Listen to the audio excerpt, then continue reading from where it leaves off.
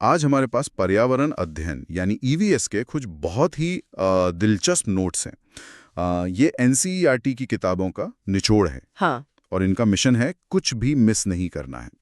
पर इसका मतलब सिर्फ सारे फैक्ट्स कवर करना नहीं है। नहीं, बिल्कुल नहीं। आज का हमारा मिशन है इन तथ्यों के बीच के जो छुपे हुए कनेक्शंस हैं उनको ढूंढना। क्या एक गिलहरी के दांतों का राजस्थान के पानी बचाने के तरीकों से कोई लेना देना हो सकता है? अच्छा सवाल है। या कन्नौज के इत्र का भूकंप से बचने की तकनीक से? चलिए इस पहेली को सुलझाते हैं। बिल्कुल। ये नोट्स आप कह सकती हैं एक खजाने के नक्शे की तरह हैं। ऊपर से देखें तो अलग अलग चीजें दिखती हैं, जानवर, शहर, आपदाएं, नक्शे। हाँ। लेकिन जब हम गहराई में उतरते हैं ना, तो पता चलता है कि ये सब एक ही बड़ी तस्वीर का हिस्सा हैं। ये हमें दिखाते हैं कि प्रकृति, संस्कृति और हमारा ज्ञान सब एक दूसरे से कैसे गुंथे हुए हैं। तो चलिए इस नक्शे का पहला सिरा पकड़ते हैं। चलिए इसे खोलते हैं और शुरुआत जानवरों की दुनिया के एक ऐसे फैक्ट से करते हैं जो सुनने में बहुत अजीब लगता है। इन नोट्स के मुताबिक गिलहरी और चूहों के दांत जिंदगी भर बढ़ते रहते हैं। हाँ, ये रुकते ही नहीं। हाँ, और ये प्रकृति के एक बहुत ही कह सकते हैं क्रूर लेकिन जरूरी सिद्धांत को दिखाता है। अच्छा। इसे आप कह सकती हैं इस्तेमाल करो वरना ये तुम्हें बर्बाद कर देगा। उनके दांत लगातार बढ़ते हैं क्योंकि वे ऐसी चीजें खाते हैं जिनसे दांत घिसते रहते हैं। अगर वे कुतरना बंद कर दें तो उनके दांत इतने लंबे हो जाएंगे कि उनका मुंह बंद हो जाएगा और वे भूख से मर जाएंगे। मतलब जो चीज उनके जिंदा रहने के लिए जरूरी है वही उनकी मौत का कारण भी बन सकती है। ये तो एक दोधारी तलवार हुई। बिल्कुल। ये सिर्फ एक मजेदार फैक्ट नहीं है, ये अनुकूलन यानी एडेप्टेशन का एक बहुत ही एक्सट्रीम उदाहरण है। बिल्कुल। ये हमें सिखाता है कि प्रकृति में हर चीज के फायदे और नुकसान दोनों होते हैं। अब इसी से जुड़ा एक और उदाहरण देखें जो व्यक्तिगत सर्वाइवल से आगे बढ़कर सामाजिक सर्वाइवल की बात करता है। मधुमक्खियां। हाँ, मधुमक्खियों का समाज। हम सबने सुना है कि उनमें रानी मक्खी होती है, काम करने वाली मक्खियां होती हैं। लेकिन इन नोट्स में जो काम का बंटवारा बताया गया है वो किसी बड़ी कॉर्पोरेट कंपनी के स्ट्रक्चर जैसा लगता है। ये उससे भी ज्यादा कुशल है। मैं तो कहूंगी रानी मक्खी को आप सीईओ समझ सकते हैं। अच्छा। उसका एकमात्र काम है वंश को आगे बढ़ाना, यानी अंडे देना। उसके बिना कॉलोनी ही खत्म हो जाएगी। फिर आते हैं नर मक्खी यानी ड्रोन। उनका तो कोई खास काम नहीं होता है ना? प्रजनन में मदद करने के अलावा नहीं, कोई खास काम नहीं। तो फिर असली काम कौन करता है? जाहिर है कार्यकर्ता मक्खियां, वर्कर बीज। पर क्या उनका काम सिर्फ शहद लाना है? नहीं, और यहीं पर ये सिस्टम और भी ज्यादा इंटरेस्टिंग हो जाता है। कार्यकर्ता मक्खियों का एक तरह का आप कह सकते हैं प्राकृतिक करियर प्रोग्रेशन होता है। करियर प्रोग्रेशन मधुमक्खियों का? हाँ, जब वे जवान होती हैं तो छत्ते के अंदर सुरक्षित काम करती हैं, जैसे सफाई करना, बच्चों की देखभाल करना। ठीक है। जैसे जैसे उनकी उम्र बढ़ती है वो ज्यादा जोखिम वाले काम करने लगती हैं और अपने जीवन के आखिरी चरण में वो सबसे खतरनाक काम करती हैं। वो क्या? छत्ते से बाहर जाकर फूलों का रस ढूंढना, जहां शिकारी जानवरों का खतरा सबसे ज्यादा होता है। वाह, मतलब समाज की सबसे अनुभवी सदस्य सबसे मुश्किल काम कर रही हैं। ये तो पूरी तरह से निस्वार्थ व्यवस्था है ना? और नोट्स में एक व्यवहारिक जानकारी भी है कि मधुमक्खी पालन के लिए सबसे अच्छा समय अक्टूबर से दिसंबर है। ये दिखाता है कि ये सिर्फ किताबी ज्ञान नहीं है। सही बात। मधुमक्खियों का समाज ये दिखाता है कि कैसे जीव अपने स्थानीय पर्यावरण मतलब फूलों का इस्तेमाल करके एक जटिल व्यवस्था बनाते हैं। अब देखिए इंसानों में भी यही प्रवृत्ति दिखती है, लेकिन एक सांस्कृतिक मोड़ के साथ। इसका एक बेहतरीन उदाहरण हमें उत्तर प्रदेश के कन्नौज शहर में मिलता है। कन्नौज, जिसे इत्र की नगरी भी कहा जाता है, ये नाम मैंने सुना है, लेकिन ये सिर्फ एक शहर के बारे में नहीं है, ये एक पूरी कला के बारे में है। बिल्कुल। जैसे मधुमक्खियां फूलों से रस निकालती हैं, वैसे ही कन्नौज के लोग सदियों से फूलों से उनकी आत्मा यानी खुशबू निकालने की कला में माहिर हैं। आत्मा? वाह। वे फूलों से इत्र, गुलाब जल, केवड़ा बनाते हैं। ये सिर्फ एक उद्योग नहीं है, ये उनकी पहचान है, उनकी विरासत है जो पीढ़ियों से चली आ रही है। लेकिन एक सवाल मन में आता है, आज जब बाजार में बड़े बड़े इंटरनेशनल ब्रांड्स के सिंथेटिक परफ्यूम हैं, तो क्या कन्नौज की ये पारंपरिक कला अभी भी जीवित है? क्या युवा पीढ़ी इसे आगे बढ़ा रही है? यह एक बहुत जरूरी सवाल है और इसका जवाब हाँ और नहीं दोनों है। एक तरफ आधुनिक परफ्यूम से इसे कड़ी टक्कर मिल रही है, जाहिर है, लेकिन दूसरी तरफ प्राकृतिक और पारंपरिक चीजों की मांग भी बढ़ रही है। अच्छा। कन्नौज का इत्र सिर्फ खुशबू नहीं है, ये एक कहानी है, एक इतिहास है। और कई परिवार आज भी इस कला को जिंदा रखे हुए हैं, क्योंकि ये उनके लिए सिर्फ व्यापार नहीं बल्कि सम्मान की बात है। खुशबू से आगे बढ़कर अब जायके की बात करते हैं। नोट्स हमें दक्षिण भारत ले जाते हैं, आंध्र प्रदेश, और वहाँ के भोजन की पहचान है उसका तीखापन। हाँ, आंध्रा का भोजन मसालों और मिर्च के जोरदार इस्तेमाल के लिए जाना जाता है। वहाँ के मुख्य व्यंजनों में चावल, रसम और तरह तरह की चटनियाँ शामिल हैं। लेकिन यहाँ एक और दिलचस्प बात है। नोट्स में भोजन के ठीक बाद पोचमपल्ली की बुनाई और साड़ियों का जिक्र है। हाँ, ये मुझे थोड़ा अजीब लगा। एक तरफ हम खाने की बात कर रहे हैं और अचानक साड़ियों पर आ गए। क्या इससे बच्चों के लिए चीजें ज्यादा जटिल नहीं हो जाती? ये ध्यान भटकाने वाला नहीं हो सकता? शुरुआत में ऐसा लग सकता है, लेकिन इसका उद्देश्य अलग-अलग तथ्यों को याद कराना नहीं है। इसका मकसद है एक मानसिक नक्शा बनाना। मानसिक नक्शा? हाँ, ताकि जब कोई बच्चा पोचमपल्ली के बारे में सोचे तो उसके दिमाग में सिर्फ साड़ियाँ नहीं बल्कि वहाँ का पूरा जीवन, वहाँ का स्वाद और कला एक साथ आए। अच्छा, ये समझ विकसित करना कि किसी भी जगह की संस्कृति उसके खाने, पहनावे, कला और भूगोल का एक मिला-जुला रूप होती है। यही तो एकीकृत दृष्टिकोण है जिसके बारे में हम बात कर रहे थे। समझ गया। मतलब हम किसी जगह को अलग अलग टुकड़ों में नहीं बल्कि एक पूरी तस्वीर के तौर पर देख रहे हैं। अब इसी सोच को आगे बढ़ाते हैं। आंध्र प्रदेश का तीखा भोजन वहां की गर्म जलवायु का नतीजा हो सकता है, लेकिन जब जलवायु और भी चरम पर हो, जैसे राजस्थान के रेगिस्तान में, तो लोगों का जीवन पानी जैसी एक चीज के इर्द-गिर्द घूमने लगता है। आपने बिल्कुल सही कनेक्शन पकड़ा। राजस्थान में पानी की कमी एक चुनौती है, लेकिन वहां के लोगों ने इसे एक अवसर में बदल दिया है। उन्होंने पानी बचाने और इकट्ठा करने के ऐसे अद्भुत तरीके इजाद किए हैं जो आज के आधुनिक इंजीनियरों को भी हैरान कर देते हैं। जैसे कि बावड़ी यानी स्टेपवेल्स। मैंने इनकी तस्वीरें देखी हैं, ये किसी कलाकृति से कम नहीं लगती। बिल्कुल, जमीन के अंदर बने किसी महल की तरह। और ये कलाकृति से कहीं ज्यादा है। मैं एक बार राजस्थान में एक पुरानी बावड़ी देखने गई थी। तस्वीरों में जो सुंदरता दिखती है वो कुछ भी नहीं है जब आप उन सीढ़ियों पर खड़े होकर नीचे पानी की गहराई और ऊपर आसमान को देखते हैं। वाह! ये सिर्फ इंजीनियरिंग नहीं है, ये एक अनुभव है। ये सीढ़ीदार कुएं इस तरह से बनाए गए थे कि पानी का स्तर चाहे कितना भी ऊपर नीचे हो, लोग आसानी से उस तक पहुंच सकें। अच्छा। और ये सिर्फ पानी का स्रोत नहीं थे, बल्कि सामाजिक मिलन के केंद्र भी होते थे, जहां महिलाएं इकट्ठा होती थीं। मतलब ये पानी बचाने का एक तरीका होने के साथ साथ एक कम्युनिटी स्पेस भी थी। बिल्कुल। और जौहड़ का भी जिक्र है नोट्स में। हाँ, जौहड़ भी पानी रोकने का एक पारंपरिक तरीका है जो छोटे तालाब की तरह होता है। ये तरीके हमें सिखाते हैं कि प्रकृति के साथ लड़कर नहीं बल्कि उसके साथ तालमेल बिठाकर कैसे जिया जा सकता है। ये तो हुई एक प्राकृतिक चुनौती जिसका सामना इंसान अपनी सूझबूझ से करता है। लेकिन जब कोई अचानक आने वाली प्राकृतिक आपदा हो जैसे भूकंप, तब क्या? तब तो सूझबूझ दिखाने का समय ही नहीं मिलता। मिलता है अगर हम पहले से तैयार हों। भूकंप जैसी आपदा के लिए सबसे प्रभावी तकनीक है ड्रॉप, कवर, होल्ड ऑन।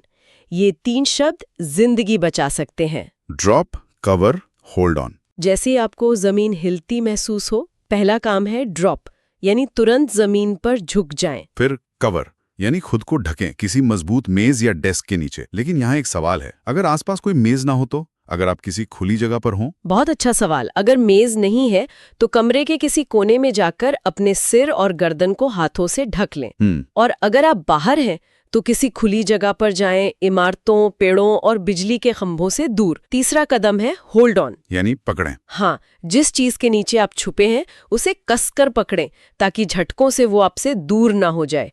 ये एक व्यवहारिक ज्ञान है जो हर किसी को पता होना चाहिए। तो अब तक हमने जानवरों के अनुकूलन, इंसानी संस्कृति और प्राकृतिक आपदाओं से बचने के तरीके देखे। ये सब अलग अलग तरह का ज्ञान है, लेकिन इन सबको हम समझते कैसे हैं और बच्चों को सिखाते कैसे हैं? यहीं पर नक्शे यानी मैप रीडिंग स्किल्स की बात आती है। बिल्कुल, नक्शा पढ़ना सिर्फ रास्ता ढूंढना नहीं है, ये असल में दुनिया को समझने का एक तरीका है। अच्छा।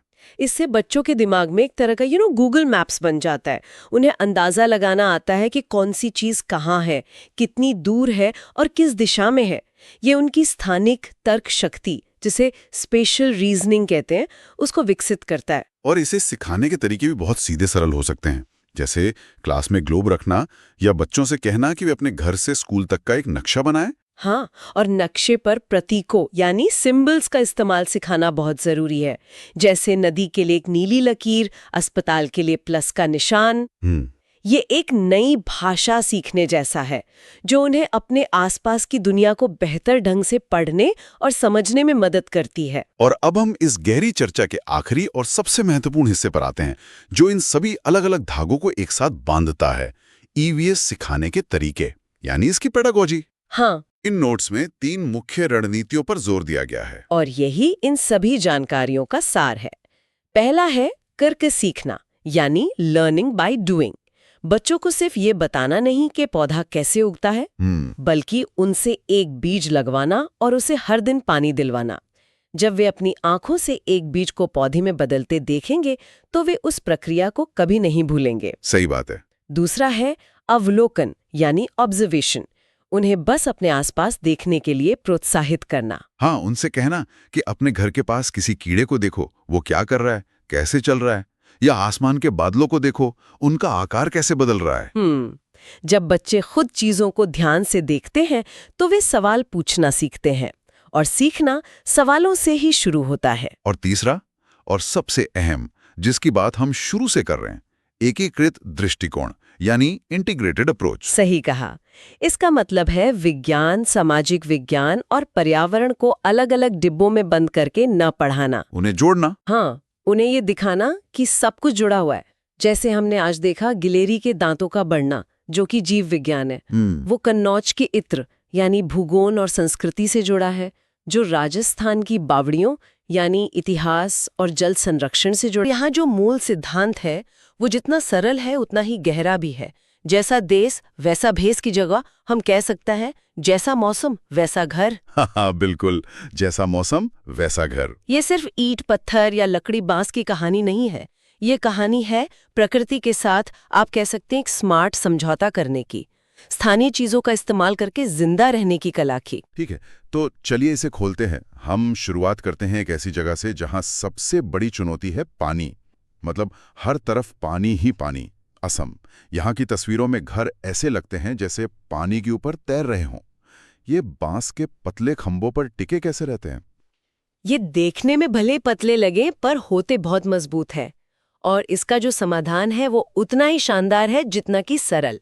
सोर्स के मुताबिक यहाँ घर जमीन से लगभग 10 से 12 फीट 10 से 12 फीट, जी हाँ, करीब 3.5 मीटर ऊपर बनाए जाते हैं। इन्हें स्टिल्ट हाउस कहते हैं। ये मजबूत बांस के खंभों पर टिके होते हैं ताकि बाढ़ का पानी वो बस नीचे से निकल जाए और घर और घरवाले सब सुरक्षित रहें। तो ये सिर्फ बाढ़ से बचने का एक तरीका है या इसका कोई और भी फायदा है? क्योंकि 10-12 फीट तो काफी ऊंचाई है। बहुत अच्छा सवाल है। देखिए, बाढ़ तो सबसे बड़ी वजह है ही, लेकिन इसके और भी फायदे हैं। पहला तो ये कि इतनी ऊंचाई पर होने से घर में हवा का बहाव बना रहता है, जिससे उस नमी वाले मौसम में सीलन और उमस से राहत मिलती है। अच्छा। और दूसरा, ये जंगली जानवरों और सांपों से भी सुरक्षा देता है, जो बाढ़ के समय अक्सर सूखी जगह की तलाश में होते हैं। तो ये एक तीर से कई निशाने साधने जैसा है। और ये घर न सिर्फ बांस के खंभों पर खड़े होते हैं, बल्कि अंदर से भी लकड़ी के बने होते हैं।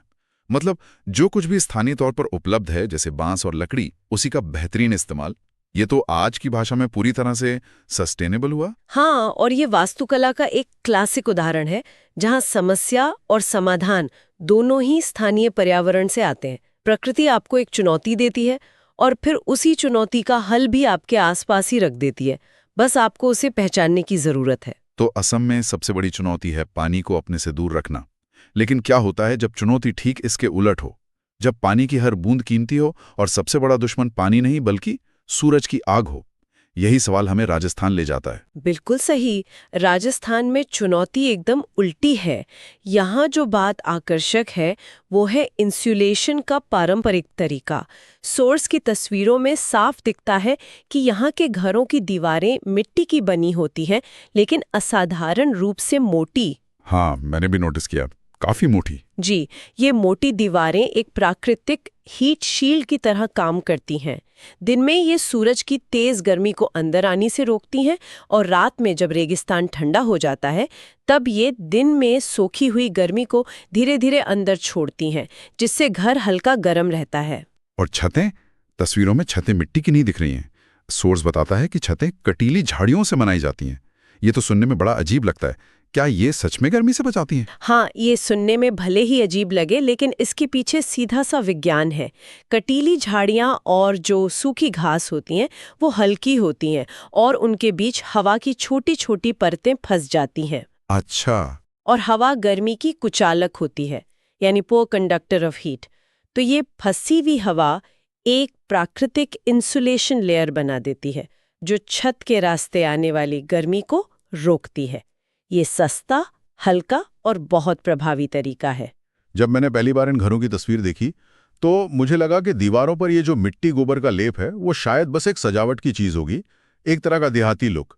मैं सोच भी नहीं सकता था कि इसके पीछे इतना मजबूत वैज्ञानिक कारण है। और ज्यादातर लोग यही सोचते हैं, लेकिन सोर्स में इसका जो वैज्ञानिक तथ्य बताया गया है वो कमाल का है। मिट्टी में गोबर मिलाने से ये एक प्राकृतिक कीटनाशक बन जाता है। ये दीमक और दूसरे कीड़ों को दूर रखता है जो मिट्टी के घरों के लिए एक बड़ा खतरा हो सकते हैं। अरे वाह! साथ ही गोबर में मौजूद फाइबर मिट्टी को मजबूती से बांध कर रखता है, जिससे दीवारों में दरारें नहीं पड़ती और सतह चिकनी हो जाती है। ये तो कमाल है। लेकिन आज के ज़माने में जब हमारे पास केमिकल पेस्टिसाइड्स और सीमेंट हैं, तो क्या ये तरीका अब भी उतना ही प्रैक्टिकल है या बस एक परंपरा बन के रह गया है?